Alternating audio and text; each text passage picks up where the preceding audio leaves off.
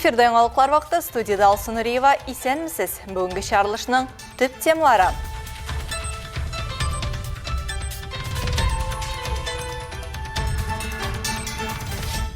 Баланы мәктәпкә әзерлибез. Түбән Мактамада мәктәпкә әзерлек курслары ачтылар. Күп советлар буенча, күп информация белешеп, бу любознайка турында белештек тә, һәм миңа ошады. Балага да иң беренче очракта ошап, рәхәтләнеп йөри бу кружокка әйтелгәндә.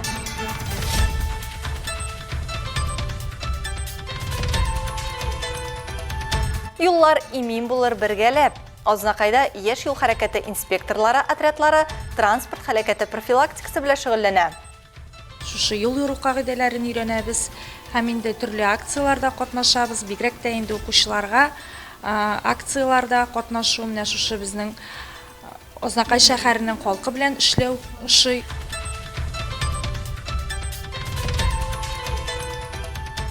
Балалар өйне ничек күрә? Әлмәт картиналар галереясы кечкенә рәссамнар өчен үз ишекләрен ачты. Менә шундый оештырылган мероприятиялар өчен тоже бик рәхмәтлебез, чөнки алар балага ниндидер поддержка бирә.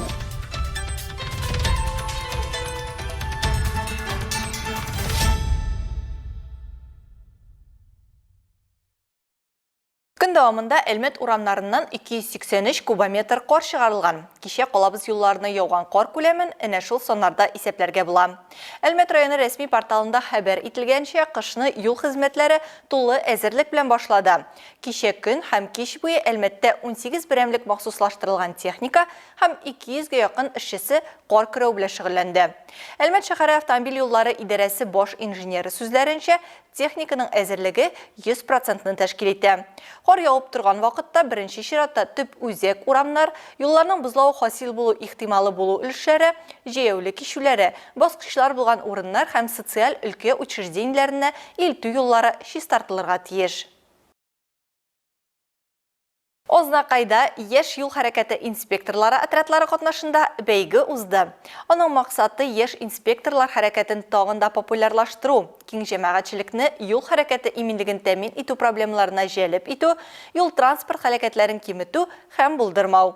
Чараны оештыручылар юл хәрәкәте иминлеге белгечләре, мәгариф идарәсе, балалар иҗаты үзәге коллективы. Тулырак алдагы видеоязмада. Наша команда наш девиз, что опасно избежать, нужно правила всех знать. Отлично! Чара зур оешканлык белән узып, анда шәһәрнең 2нче, 6нчы, 9нчы мәктәпләре һәм Җиңү бистәсе мәктәбе укучылары көч сынашты. Текстлар язабыз шунда, һәм буквалар өйрәнәбез. Мне нравится тем, что нам рассказывают много познавательного, интересного, то, что мы, проходим там новое и узнаем больше, полезно. Хәзерге вакытта район мәктәпләрендә юит отрядлары зур активлык белән эшләп килә. Гөлнара Галиева 9нчы мәктәптә юит отрядын җитәкли. Бәйгегә 4нче сыйныф укучыларын алып килгән. Команданың исеме Юл патруле. Үзебезнең түгәрәккә балалар бик теләп йөриләр, шушы юл йөрү кагыйдәләрен өйрәнәбез, һәм инде төрле акцияларда катнашабыз, бигрәк тә инде укучыларга акцияларда катнашу менә шушы безнең Азнакай шәһәренең халкы белән эшләү ошый. Посещаю отряд ЮИТ уже 2-й год. Мы проходим различные... Юит отрядына 2нче ел йөрим. Без төрле акцияләр үтибез, бәйгеләрдә катнашабыз, юл кагыйдәләрен, билгеләрен өйрәнәбез. Барлык кагыйдәләрне үтибез.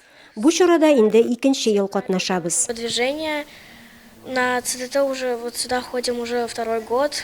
Балалар үз отрядларын яклап, эшчәнлекләрен күрсәттеләр. Юл куркынычсызлыгы кагыйдәләрен өйрәнүдә алган белемнәрен ныгыттылар. 6-й вопрос. На чем катался Кай из сказки? На санках. Хорошо. 7-й вопрос. Личный транспорт в Баблике. Бәйге сынаулары берничә этапта узды. Укучылар кызыклы сорауларга җавап тоттылар, биремнәр үтәделәр. Илмира Шәрифуллина, Рөстәм Акбаров, яңалыклар вакыты, Луч, Әлмәт телекомпаниясе. Баланы мәктепкә әзерләү кирәкме? Бу сорауны күтәргәндә хәзерге ата-аналар ике лагерьга бүленә. Кайберләре бик кирәк дип таба, икенчеләре мәктәпкә кергәч тә өлгерер ди.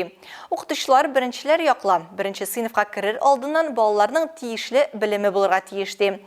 Шуны исәптә тотып, Түбән Мактамада булачак укучыларны кабул итә торган үзәк ачтылар. Аның ачылышында безнең төшерү төркемендә булып кайтты. Сүз Алсу Әхмәтҗановга.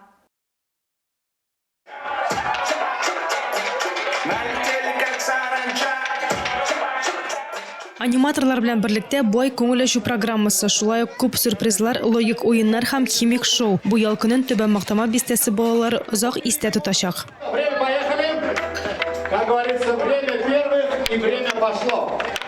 Балалар үсеше үзәгенең рәсми ачылу тантанасында Түбән Мактама җирле үзидарә советы җитәкчесе Вячеслав Сенин да катнашты. Ул әлеге урынның бистә үсешенә дә лаеклы өлеш кертәчәгенә өмет белдерде. Мы сделали прекрасное помещение для наших детей, гиперактивных детей, умных, находчивых. И благодарность руководителю, который не опускает руки. Вам, соответственно, большое спасибо вам. Вы дали классную идею. Помогайте все втроем, да, держите. Это барабанная дробь, ладошками, ладошками, ладошками, ладошками. Бүген Мактама парк сәүдә үзәгендә балалар өчен чын бәйрәм. Бүген монда 2 кабинет ачыла. 4 яшьтән 14 яшьлек балалар өчен мәктәпкә әзерләнү программасы барачак. Хәзерге менә шушы кабинетларда киләчәк буынны әзерләү процессы барачак. Үзәкне Ландыш Гәрәева җитәкли. Ул 7 еллык стажы булган педагог. Аның әйтүенчә, баланы мәктәпкә алдан әзерләү отышлы. Булачак укучы мәктәптәге тәртипкә өйрәнә, укучыларга ияләнә. Ә бу үз чиратында балага алга таба үсү өчен нигез. Здесь подготовка к школе.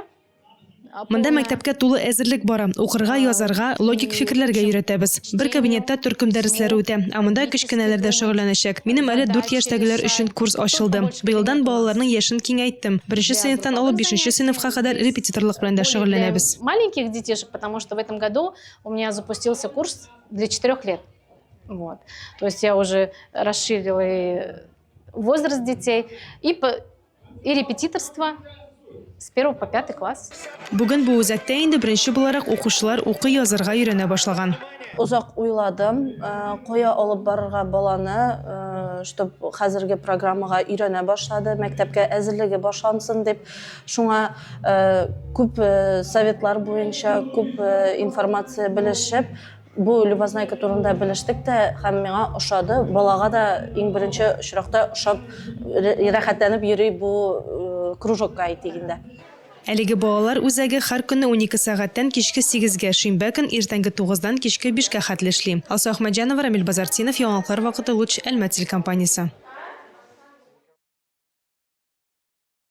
Әлмәтнең Тукай проспектындагы мәчетендә рәссам Надежда Ишкиняеваның «Болыт принцибы» дип исемләнгән шәхси күргәзмәсен тәкъдим иттеләр. Проект авторның һәм ачык остаханәләр командасының болыт образын үз иҗатларында күрсәтүдән гыйбарәт. Төрле материаллардан әзерләнгән эшләр мәчет киңлеген сәнгать һәм иҗат тирәсендә берләшү урыны итеп күрсәтергә ярдәм итә. Возможно ли выставка в мечети, возможно ли современное искусство в мечети и как нам на фоне чего объединяться? Вот, и эта выставка такой повод для диалога и для дискуссии. Экспозицияны ачык остаханәләр кураторы Анастасия Степанова, хәзрәт Фәхим Әхмәтҗанов һәм рәссам Надежда Ишкиняева тәкъдим итте. Күргәзмә авторның графика, скульптура һәм текстиль эшләрен берләштерә. Но это все было очень быстро, то есть мы буквально... Бу уй бик тиз тормышка ашырылды. Сентябрь-октябрь айларында мин монда килдем, без таныштык һәм эшне башлап та җибәрдек. Бу киңлек уникаль булганга, монда эшләремне китереп куюына ярамас иде. Шуңа күрә үземнең иҗади эшләрем мотивлары буенча бирегә тагын таштан сыннар һәм келәмнәр өстәү идеясе туды. И тогда возникла идея сделать специально по мотивам этого пленера ковровую вышивку, графику и скульптуру из камня. Күргәзмә заманча сәнгать өчен хас булмаган киңлек мәчетнең 2 катында урнашкан. Оештыручыларга шәһәр халкы һәм кунаклары өчен үзара аралашу һәм хезмәттәшлек итү өчен яңа киңлек булдыру мөһим. Бүген динне сәнгатьтән, яисә җырдан, тагын нәрсәдәндер күп аерырга тырышалар. Ama lekin bugün biz аны ayırıp bir nende faydaga kile almayız. Biz kirisinçe birleşip kine belirli bir yaxşı yangi neticelerge niş alabız, çığa alabız. Mıng degen aybirlerini birge birleştirip, sanatni birge birleştirip, din bilen birge, bu işki ruhi boyliq bilen birge birleştirip kine biz bugün yangi kişilerge de yangi bir fayda getire alabız. Күргәзмәдә болыт кагазда, таш һәм текстильдә тәкъдим ителгән. Акварель техникасындагы эшләр беренче булып барлыкка килгән. Алар рәссамның табигатьтә ясалган көзге иҗат эшләренең бер өлеше. Соңрак мәчеттә эстетик кына түгел, функциональ объект ясау өчен графиканы текстильгә күчерү идеясе туа. Ахыргы эш таштан сын. Надежда Ишкиняева экскурсия барышында болыт образын ясаганда кичергән хисләре белән дә уртаклаша. Стояла очень теплая погода, очень ясная, идеально голубое небо. И я говорю, на следующий день я возьму большой ватман и нарисую огромное облако. И никаких облаков опять не было. И так продолжалось несколько дней. И потом мы пришли на пляж, и там было 3 маленьких облачка. И женщина говорит, вы знаете, вы начинаете их рисовать, они сейчас приплывут. И в итоге через 5 минут они совсем исчезли. Ачык остаханәләр һәм Тукай проспектындагы мәчет ярдәмендә оештырылган күргәзмә 15 гыйнварга кадәр дәвам итәчәк.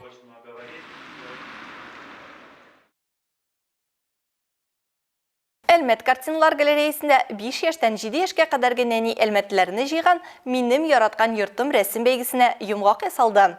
Балаларның фантазиясе һәм хис кичерешләре белән тулы рәсемнәр күргәзмә залын тутырды. Ну а как любят Новый год детки, наверное, вы все прекрасно знаете.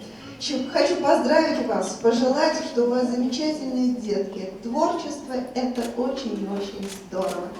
Бәйгегә 421 эш кергән. Аларның һәрберсендә кечкенә рәссамның өе сурәтләнгән. 5 яшьлек Мәдинә Кырбанова безнең ишек алдында номинациясендә җиңгән. Кыз фигуралы шоу белән җитди мавыкса да, ул иҗади бала. Әти-әнисе исә кызларының сәнгать юнәлешендә дә мавыгуларын хупларга әзер. Бүтән буш булган вакытында да ул рәсем ясарга ярата. Без аны ярдәм итәбез, аның ул увлечениесында димендә бик яраткач. Һәм менә шундый оештырылган мероприятиялар өчен тоже бик рәхмәтлебез. Чөнки алар балага ниндидер поддержка бирә, толчок бирә. Монда дипломнар биргәч, аның үзенең дә күңеле бик шатланып, действительно минем ясаган рәсемнәремне кеше оценивает, дип дәртләнеп китә. Нәни талантларны Кама сәнгать һәм дизайн институты экспертлары бәяләде. Нәтиҗәдә 30 яшь рәссам җиңүче исемен яулады. Бәйге балаларның өй, йорт һәм әйләнә тирә дөньяны кабул итүнең барлык якларын чагылдырган 8 номинациядә оештырылды. Алар арасында «Минем яраткан уенчыгым», «Олылар мине нәрсәгә өйрәтте», «Шәһәрдә йөрү һәм балаларга үз фикерләрен һәм хисләрен мөмкин кадәр иркенрәк белдерүгә мөмкинлек бирә торган башка юнәлешләр. Мы попытались угадать вот этот спектр эмоций. Без балаларга кызыклы булачак юнәлешләрне чамаларга тырыштык һәм тәҗрибә буенча без шушы номинацияләр булырга тиешен аңлыйбыз. Алар балаларга ачылырга ярдәм итә һәм алар үзләренә кызыклы теманы сайлый алалар. И деткам есть, во-первых, где раскрыться, и они могут спокойно выбрать тему, которая им интересна. Бүләкләүдән тыш балалар һәм әти-әниләр мавыктыргыч анимацион программа белән ләззәтләнә алды. Моннан тыш балалар өчен яңа ел уенчыгы ясау буенча остаханә оештырылды. Ну, мы тут клеим всякое, рисуем. Вот тут мы рисовали золотистой краской, а вот тут розовый, вот тут синий, вот тут белый. Бәйгенең биредә узу юктан гына түгел. Бәлки шушы рәсемнәрне ясаган хуҗалар да алга таба үскәчтен шушы картиналар галереясында яңадан үзләренең рәсемнәрен күрерләр. Ләйсән Галиева, Александр Исаков, Яңалыклар вакыты, Луч Әлмәт телекомпаниясе. Халкыбыз моңнары борынгы бабаларыбызның мәдәни мирасын тергезү өстендә эш дәвам итә. Әлмәт иҗтимагый үзәгендәге төрки музыка уен кораллары күргәзмәсендә музыка белгече, этнограф, фольклорчы, композитор, сәнгать белеме кандидаты Геннадий Макаров Кабат музыка мәктәбе укучылары һәм укытучылары белән очрашты. Бу юлы кунакта Яңа Кәшир авылындагы 1-нче сәнгать мәктәбе филиалы һәм Лениногорск шәһәре музыка мәктәбе коллективы. Әйдә халыкка хезмәткә, хезмәт эшендә йөзмәккә. Бөек Тукаебызның бу сүзләре бүгенге очрашуның дибезе дип әйтсәк хак булыр. Чөнки нәкъ менә халкыбызның борынгы бабаларыбызның этник моңнарын замандашларыбыз арасында тарату иң зур хезмәтләрнең берсе. Әлмәт иҗтимагый үзәгенең төрки музыка уен кораллары күргәзмәсендә һәр вакыттагыча күңелле. Биредәге һәр корал үз функциясен үтәргә тиеш диләр. Шуңа күрә аларда корал тота белгәне дә, белмәгәне дә уйнап карыйлар. Нәтиҗәдә кайчандыр ата-бабаларыбыз яңгыраткан моңнар кабат агыла.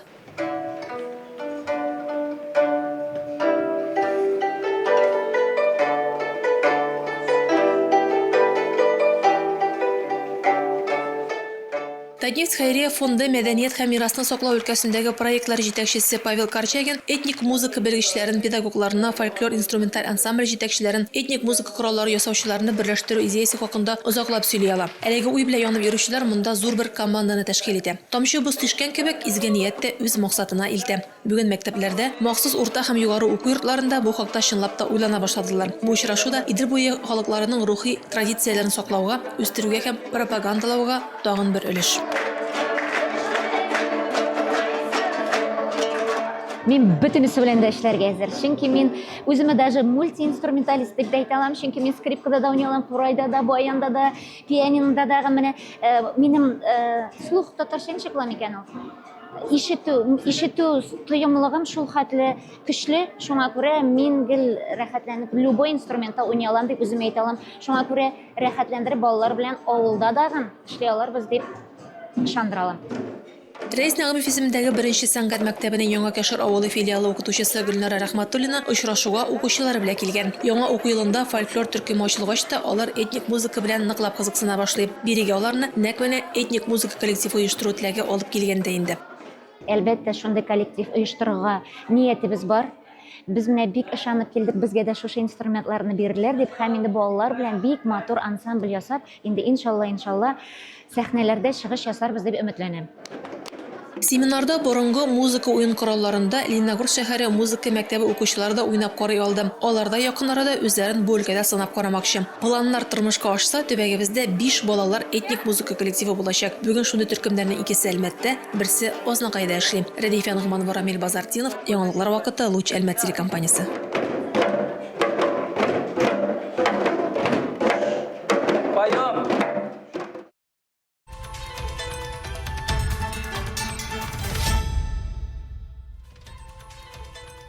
Бүгінгі шарылышта шулар иде. Мин Алсын Нуриева һәм монтаж операторы Динара Сытинская. Сезнең белән саулашабыз.